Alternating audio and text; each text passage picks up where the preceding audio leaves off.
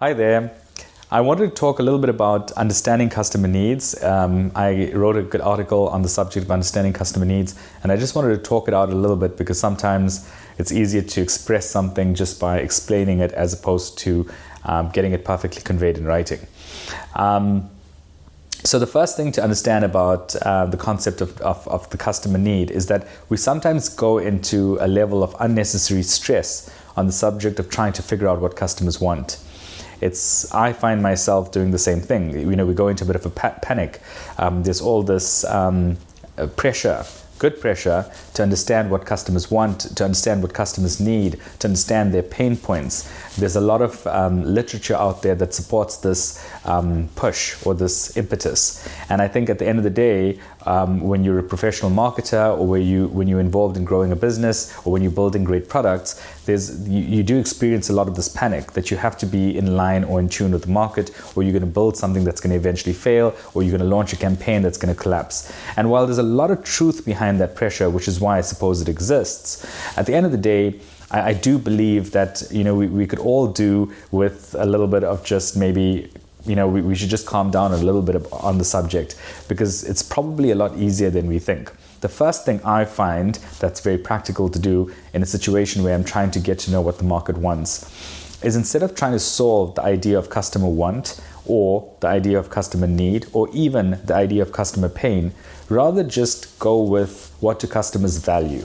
When we try to understand what a customer values or what a customer deems important or relevant, just the nature of our work becomes a lot easier, because then we're more likely to procure the right data based on more day-to-day types of activities. So I could just pick up the phone and I could have a conversation with someone, and inside of the conversation I will have enough content to then glean a concept of what that customer values.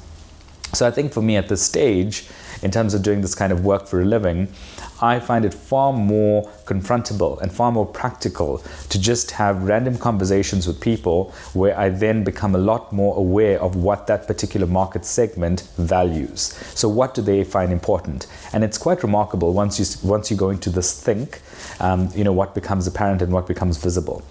So for example, a market segment of mums, busy mums, let's just create a category called busy mums. Busy mums will typically value different things than perhaps a very alternative or extremely different segment like teenage males. So teenage males may value something in a completely different way than a busy working mum might.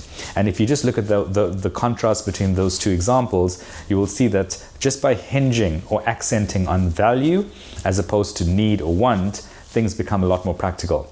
And then I suppose running on from that concept, once you're thinking in terms of, what would that person find valuable? Or what would this person deem relevant or important?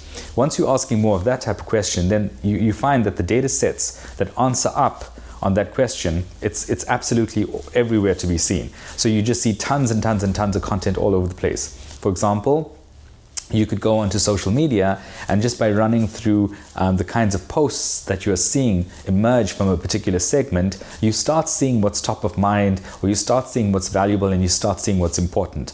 And then of course all of that data can then be used backwards to go and fulfill a campaign goal, because at the end of the day, if you give a market something that they said they find valuable, they're going to then take action, right? That part is fairly obvious and fairly easy. But I think the hard part is being able to then go and discern which of the multiple data sets we can use in order to determine or glean value. I suppose just one last thing to be said on all of this: try to make use of all what's available out there before inventing a new significant survey project where you're going to go and create this monster high budget project to go and collect this information for the first time.